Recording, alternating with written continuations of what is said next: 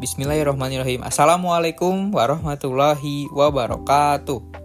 Perkenalkan, kami mahasiswa Universitas Islam Bandung yang akan mempresentasikan hasil ide bisnis plan kami untuk mengikuti lomba Ice Beef di sini dengan kategori kedua yaitu bisnis plan.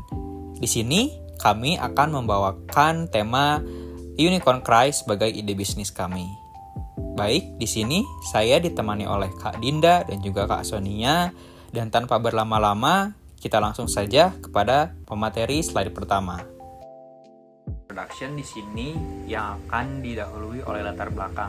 Nah, pada bisnis minuman di sini kami analis bahwa dengan harga yang murah dan juga akan ketepatan keamanan dan juga seperti adanya peluang besar pada penjualan yang nantinya akan berspekulasi tinggi. Di sini kami sebagai mahasiswa tentunya akan menganalisis bahwa tren terhadap minuman ini khususnya bahwa dengan pemilihan bahan baku dan juga strategi pemasaran yang betul dan juga kemudian adanya tingkat komposisi terhadap minuman yang di sini tingkat keamanannya ini optimal. Kami yakin bahwa selaku bisnis yang utamanya di sini adalah Unicorn Cry bisa untuk memperjuangkan entitasnya terhadap brand suatu minuman di halayak mahasiswa, utamanya pada nanti sekitar untuk pada regional Bandung.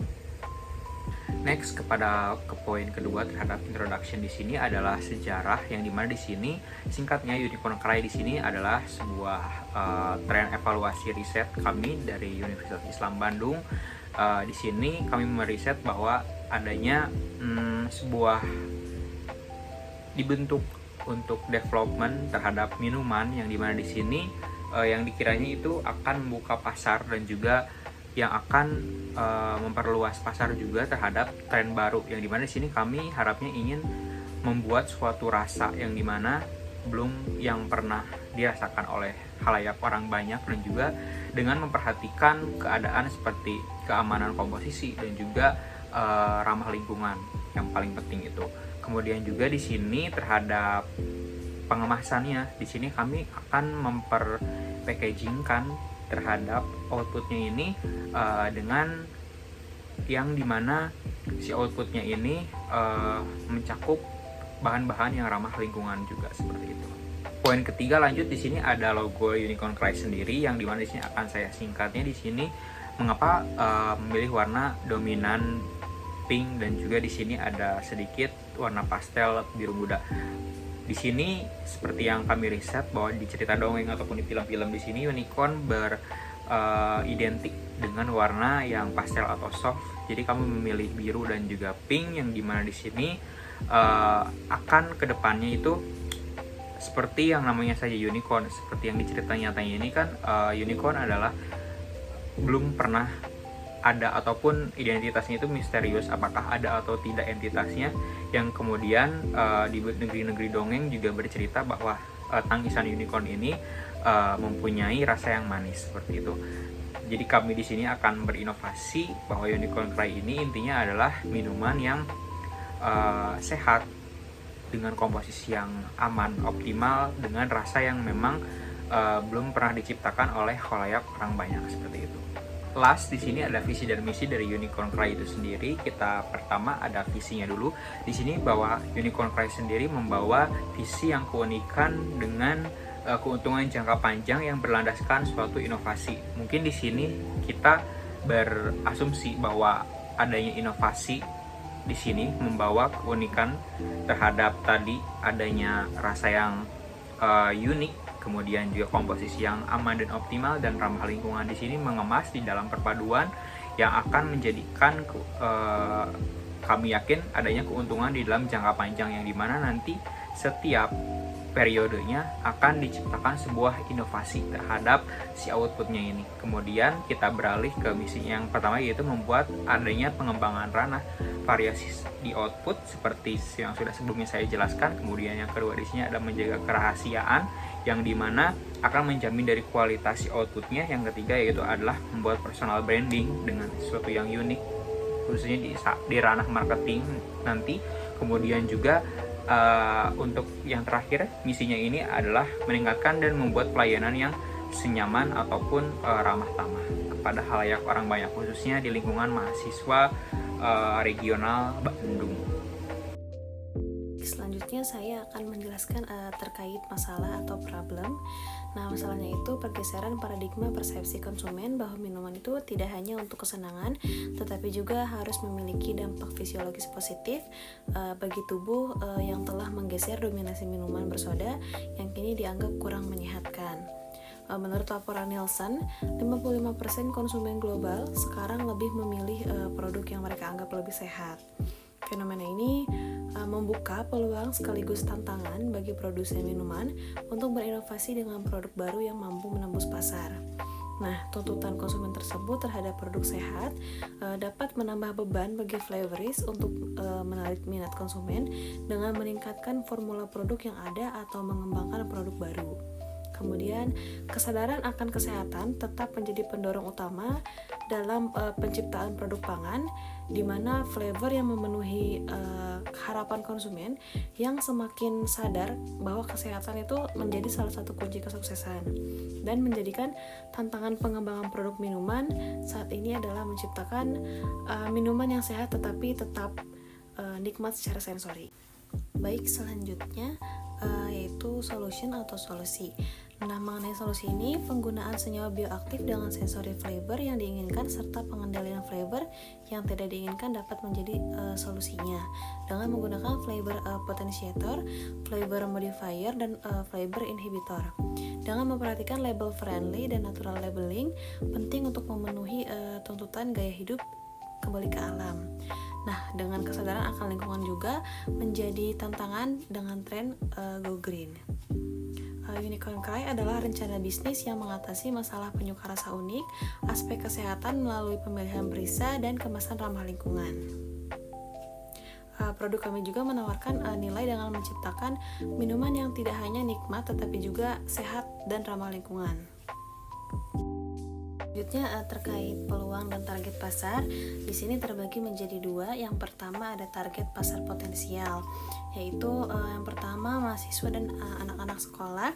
Dalam strategi pemasarannya, Unicorn Cry berfokus untuk menjangkau mahasiswa dan anak-anak sekolah dengan harga yang terjangkau. Kemudian penggunaan media sosial melalui akun Instagram resmi, Unicorn Cry memanfaatkan media sosial untuk memperluas jangkauan pemasarannya.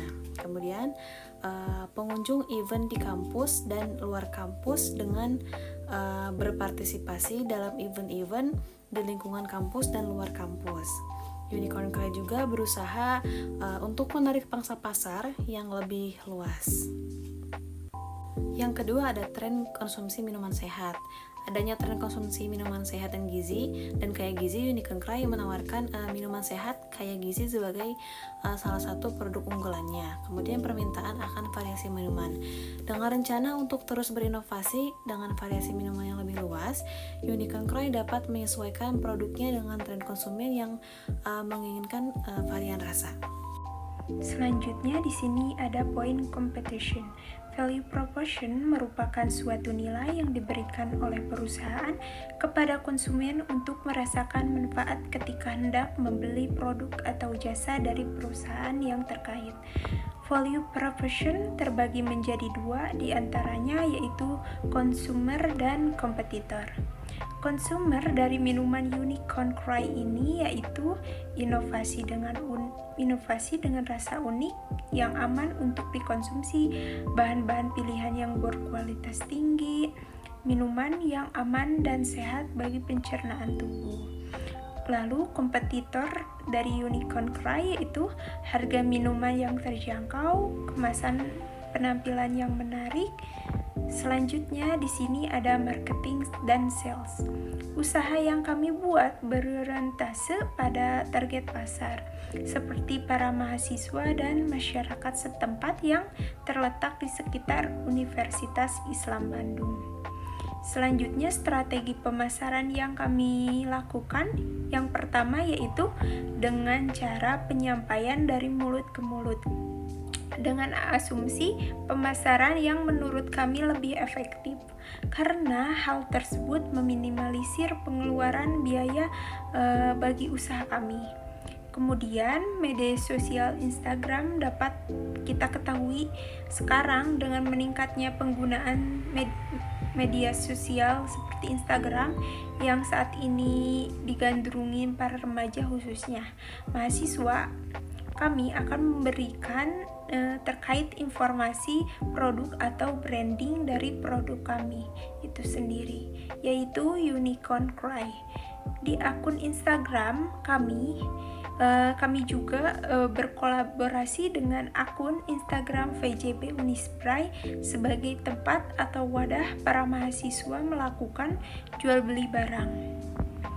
Lalu kemudian kami melakukan diskon kepada para pelanggan atau konsumen dengan syarat tertentu dengan waktu tertentu, seperti pada saat waktu event yang kami lakukan di kampus ataupun di luar kampus, sebagaimana daya tarik terhadap para mahasiswa serta masyarakat setempat, dan untuk membranding usaha kami itu sendiri.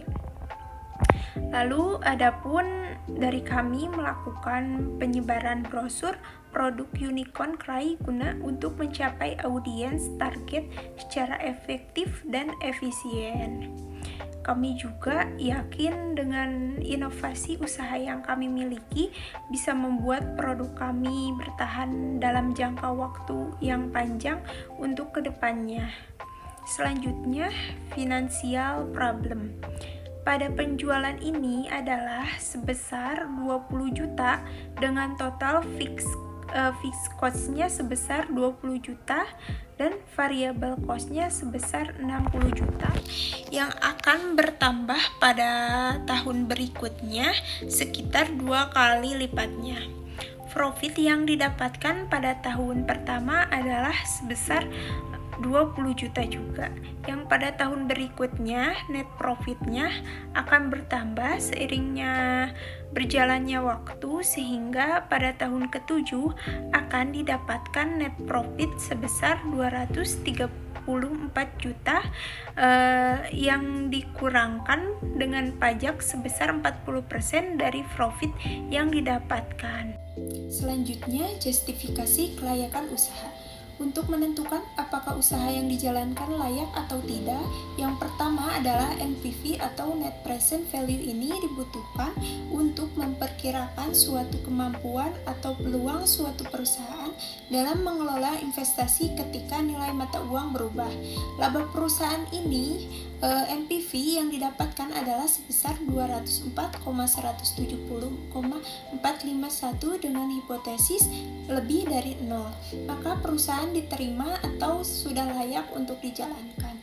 Selanjutnya ada IRR atau Internal Rate of Return yang berfungsi untuk menghitung tingkat efisiensi dari suatu investasi pada usaha ini, yang didapatkan IRR sebesar 78,37% dengan bunga 10%. Berdasarkan hipotesis IRR lebih besar dari 10%, maka kesimpulannya adalah usaha ini layak untuk dijalankan.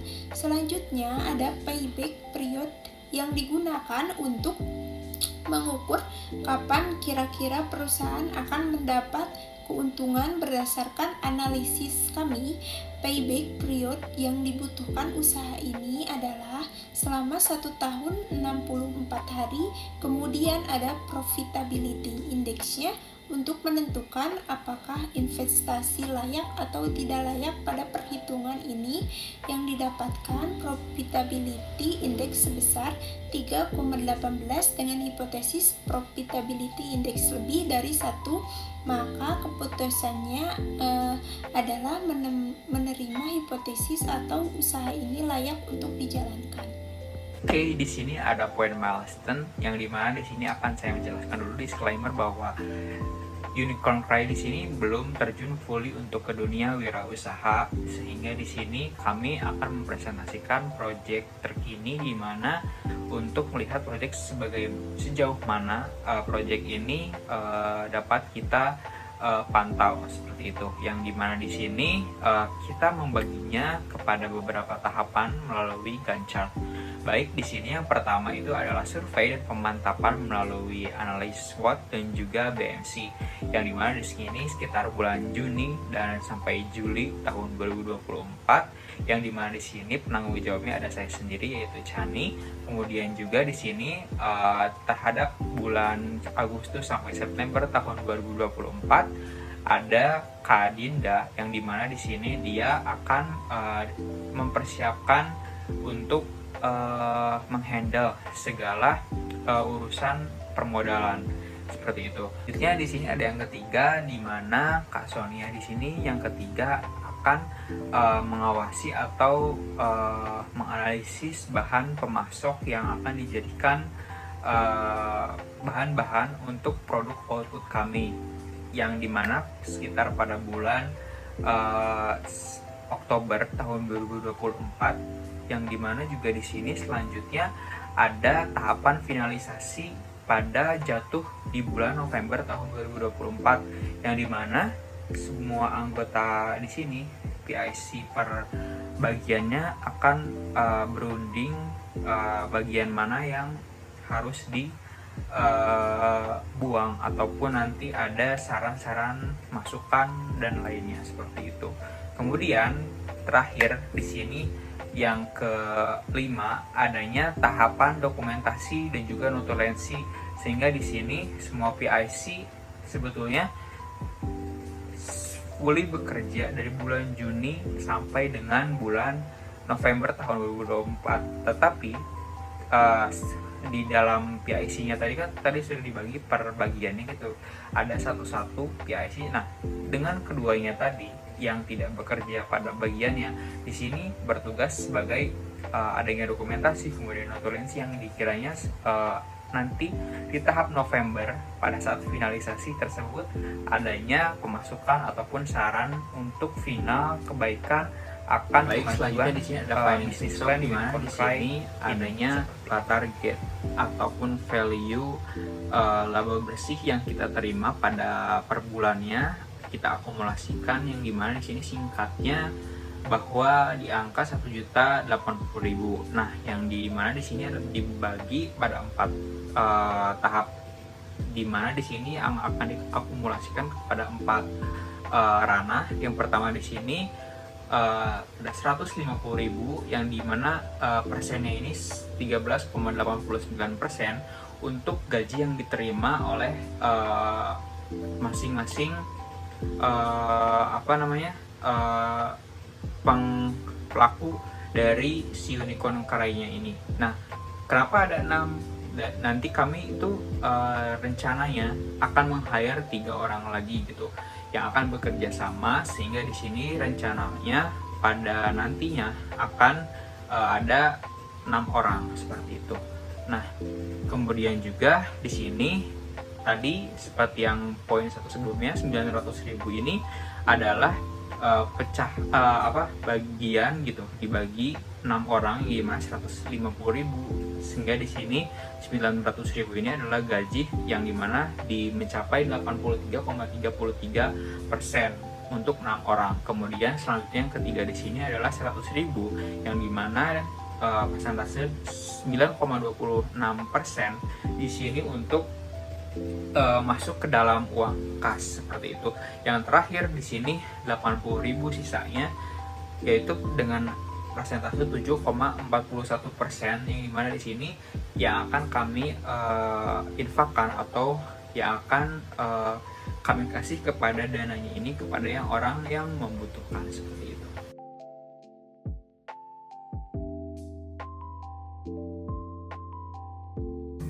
Terakhir yaitu ada kesimpulan atau conclusion. Nah, Unicorn Cry ini mengandalkan diversifikasi produk dari inovasi dengan berbagai variasi minuman yang aman dan memberikan pengalaman rasa unik bagi konsumen. Dengan menetapkan harga sesuai standar pasar dan fokus pada kualitas produk, Unicorn Cry mampu bersaing di pasar dengan menggunakan strategi pemasaran yang mencakup promosi melalui platform online seperti Instagram, serta berpartisipasi aktif dalam pameran dan event untuk memperluas jangkauan pasar.